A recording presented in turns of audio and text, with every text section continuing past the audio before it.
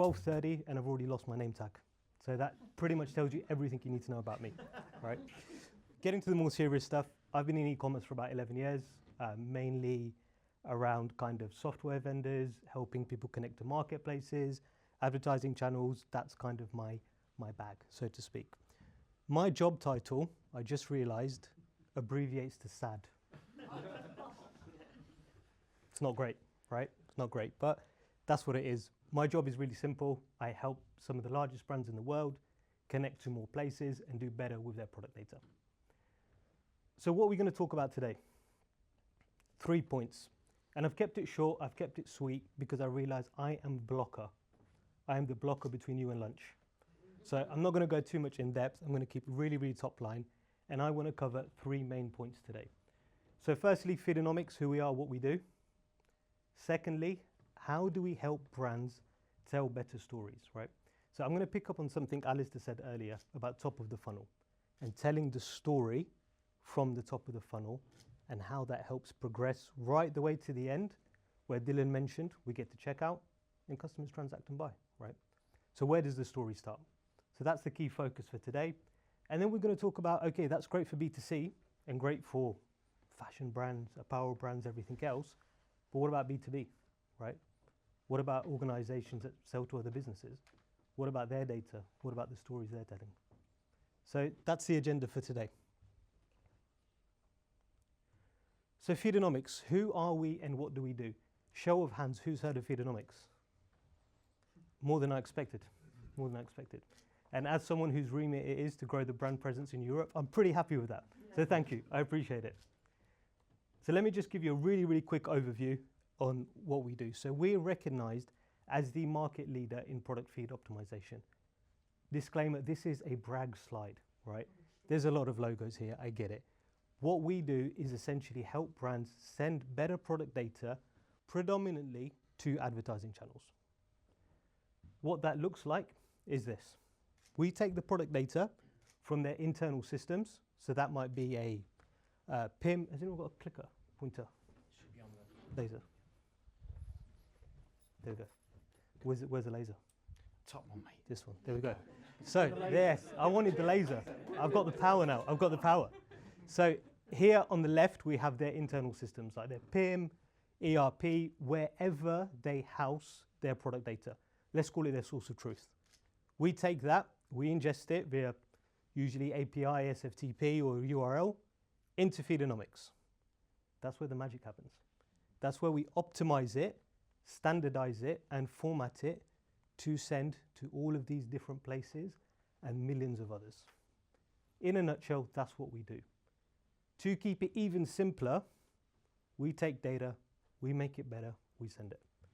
And that's a business case that's relevant across loads of different places. Moving on, how do we help brands tell better stories? What's the link between the data and telling a good story and helping the brand tell their story better? Question, where do we think the story starts? Any answers? Okay, yes, that's a good one. Any others? At the beginning. That's also a good answer. You're throwing me off a little bit with these because they're better than I expected. Where we think the story starts is at search, right? I'm going to do an exercise. I want you all to take your phones out. Take your phones out and open up Google. All of you don't have to do it, but if some of you do it, that'd be really appreciated. And I want to think of a random product. Let's search for a Gucci handbag. I saw one earlier. Let's choose that. Now, there should be some Google shopping that you'll see, and you should see a product on the left, which is probably a handbag. Does that product title tell you enough about that brand, about that specific product, to prompt you clicking in and learning more? Does it tell you the material? Does it tell you the size? Does it tell you what you can do with it? Probably not, I'm guessing. Mine does. Mine says textured leather. Textured leather. Does it tell you the size of it? Based on previous searches. Tote. Huh? That was good. That was But good. it does say it's a tote bag. This is a tote, right? Yeah. Does it say anything about the color, Well, you can see the color in the image, but anything else about it? I thought like a name, which like A name, right. Wikipedia. Great answer. So if you're not familiar with Gucci's naming convention, you don't really know much about the bag other than an image or anything else, right? That's not telling a good story. That's not telling the story of the brand in the best possible way. So let's go into a little bit more on what that looks like. So let's scrap Gucci. Let's talk about sneaker instead. Now, let's say I have a niece, right? The twins, I love my nieces. Let's say when they're a bit older, I want to buy them some sneakers. And they specifically want some low-court sneakers in black, white, and green, right? If I search that term, am I going to find this sneaker? As it stands, no, because none of those keywords are in that product title. However, what we do is help optimize that product data to help populate that product title to then enhance the chances of someone finding that product and making a purchase. So as you can see on the example on the right, color, size, everything I need to know for if I'm searching for that product, I can find it. Neither did I. So what does that mean? That means higher click-through rates, higher conversion. The money I am spending as a brand like Puma would mean I get a better return on that ad spend. Because I'm paying for this product to be in Google Shopping, right? But if people can't find it, that money is going nowhere. So all of a sudden, by populating it with the right data, I'm improving my chances of getting a return on my ad spend. And what else? It paints Puma in a better light, right? The product title looks better, tells more of a story. And then an example of where we've done that for some other brands. So New Balance, from working with us, we touched on the ROAS point. Their ROAS increased by 95% in the first year of working with us. So you can imagine how bad the data was when they started, right? A little bit more about the kind of results, and okay, we've talked about return on ad spend, click-through rate, those kind of things, buzzwords, great, all sounds good. But what about other things? What about reduction in, someone mentioned acquisition earlier. It's a lot to acquire a customer, costs a lot of money, right? It's a lot of effort. By getting the product data right, you reduce the cost of acquisition, right? The hours people are spending fixing the data and getting it to where it needs to be reduces that. And also error resolution. You're sending that data. Sometimes the data, even though if it's great from the source, is not going to be where it needs to be when it gets there. There's going to be things in the middle that break. What do we do then? We have to fix it, right? So they're typically some of the, and you've got the brands at the bottom that we work with in terms of the kind of benefits they see. Okay, so we get it, right? Data, we optimize it. But why is this relevant for B2B brands? Before we touch on that, I'm going to talk about one more thing. And this was an idea James gave me in the panel, right? When I said the word phygital, I said it for a reason, because I'm going to bring it up, right? We've spoken about the B2C journey online, right? But what about in-store? What about empowering that digital and physical experience, right? Where's data play a role in that? I'm going to tell you a story. 3 weeks ago, I went to Milan. There was a conference. I went with my colleague, Alfie. Sarah knows Alfie, right? I went with Alfie. Alfie traveled from Naples to Milan. When he got off the station at Milan, his carry-on suitcase broke. The handle broke. I've worked with Alfie for a while now, and he's always wanted a Rimowa suitcase. And he said, when mine breaks, I'm going to get one. We were in Milan. He said, right, now's the time. It's broken. I know I can get one. He Google searched Rimowa cabin bag. He couldn't find if that product was in store at the Rimowa store in Milan.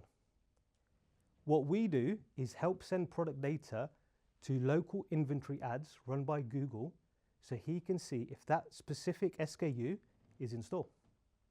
He can then go to the store and make that purchase. Because he wasn't able to do that, now he's thinking twice. Hey, I've got a busy day, I'm at a conference. Can I risk going to the store and it not being there? If Rimowa were running local inventory ads and sending that data, he wouldn't have that problem. He could just see in stock online, go in store, make the purchase, done. Luckily for Alfie, he took the risk, went in store, and he found one, right? But how many people are losing sales by not doing that? By not running local inventory ads, by not encompassing the kind of physical and digital journey holistically as one to reach their customers. So that's my little sidetrack. I'm going to get back to B2B. So B2B, how do we help with this, right? This is a busy slide. There's a lot going on.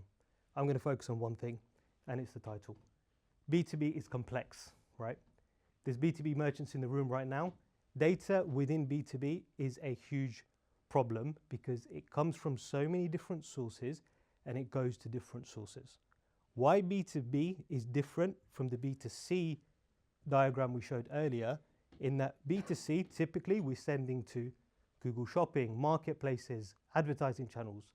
For B2B, we could essentially be sending that data to distributors, directly to retailers, to search, to other third parties, to AI solutions, wherever it might be. We could be sending the data anyway, but it's also coming from a lot of different places, right? So how do we help? This is essentially what we do. We take the data from the suppliers, we ingest it. Before it gets to the PIM or their internal system, we're a middle piece to optimize it in the first instance.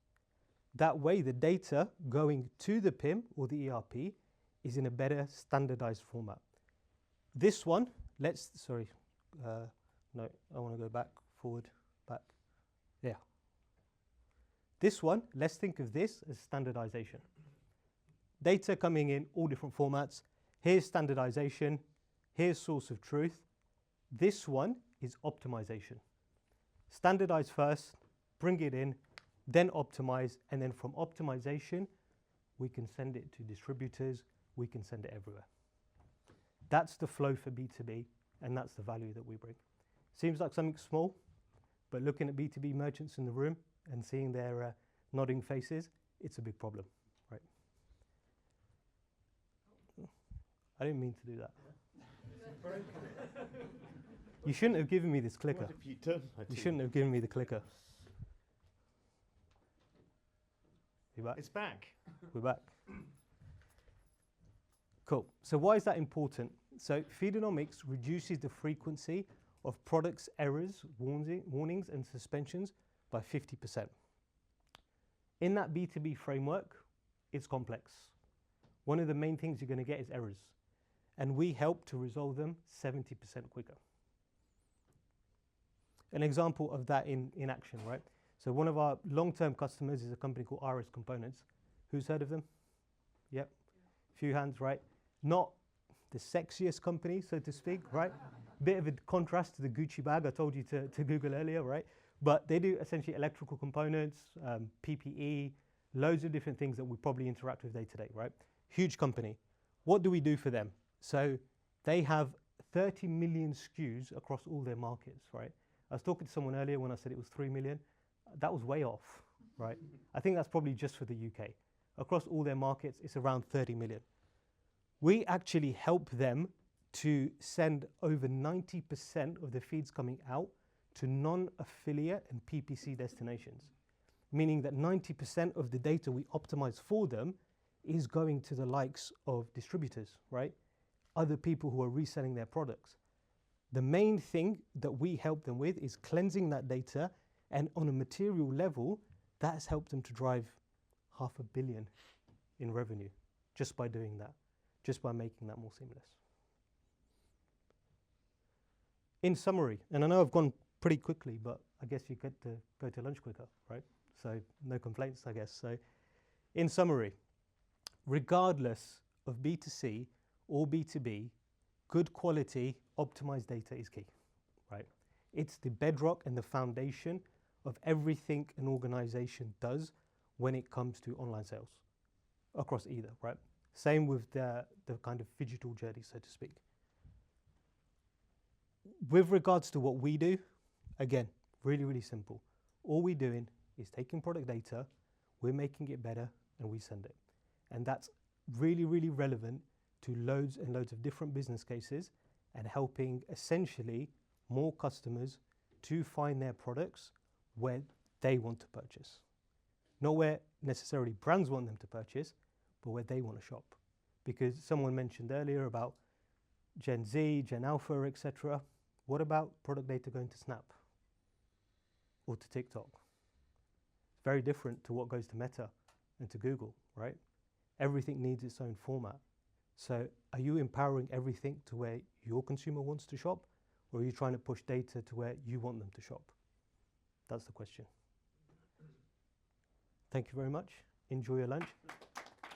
If you have questions, please keep them to yourself. I'm just joking. I'm only joking. I'm open to any questions, or you can come and find me outside after. Thank you. No one cares about stupid Feedonomics, mate, by the sounds. I got that vibe. I got that vibe. There we go. Absolutely amazing. Thank you very much, mate. No worries.